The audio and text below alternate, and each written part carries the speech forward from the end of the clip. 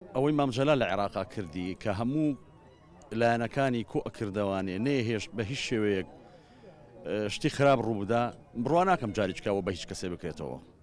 ئەو نازناوەی کە مەرجعی شیعە سەید عەلی سیستانی داوی مامجەلال شتێکی کەم نییە، ئەوە تاریخی نووسێتەوە و شتێکە گەورەترین ئەوەی داوێنە بمامجەلال، گەورەترین لەقەبە داوێنە بمامجەلال تا ئێستا هیچ کەس لەگەوە نەوتراوە لەبەر ئەوەی سەمامی ئەمانی عێراق بوو، یعنی ئەمنی عێراقی پاراستە بوو بەبێ فەرق و جیاوازی، یعنی خۆی بە سەرۆکی هەموو عێراقدانە نەک بە تەنیا بۆ کورد. ئەوەتە هەموو بینیمانە چی ڕوویداوە، ئەو وەزعی کوردستان، ئەو وەزعی بەغا پێدوانە بێ هەر وەزعی کوردستان خراپ بێ، وەزعی عێراق بەعام خراپە.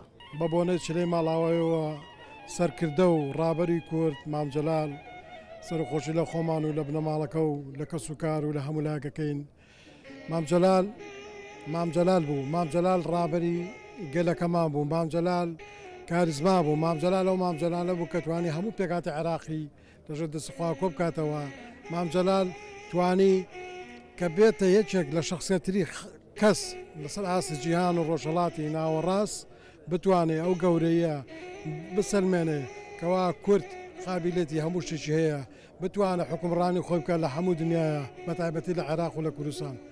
مامجەلال تەنها لە کورد نەڕێەوە، مامجەلال بە تایبەتی لە عێراق و لە هەموو لا ڕێوە. مامجەلال باوک بوو، مامجەلال سەروەر بوو. زاریشان کۆبوونەوەمان هەبوو لەگەڵ جەنابی مامجەلال لە بیرما تقریبان 5 ساڵ پێش ئێستا دەبوو کۆبنەوەکی لەگەڵ ئێمە کرد، گوتی یەکێک لێی پرسین، گوتی ئایا تا چەند ئێوە بۆ نمونە شیعەتان لەگەڵدایە، تا چەند سونەتان لەگەڵدایە، ئایا ئێوە تورکمانتان لەگەڵدایە، لێمەی پرسی چەند مەسیحیتان لەگەڵدایە.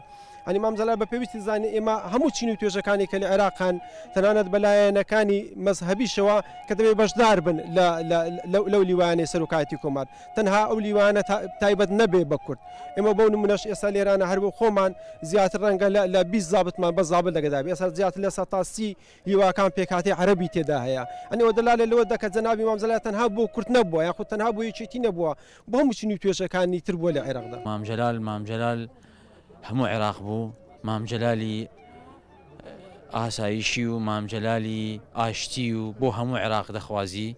ئێمەش لەسەر ئەو ڕێبازە هەر ئەڕۆین بۆ عێراقێکی برایەتی، عێراقێکی خۆشەویستی، بۆ عێراقێکی ئاشتی.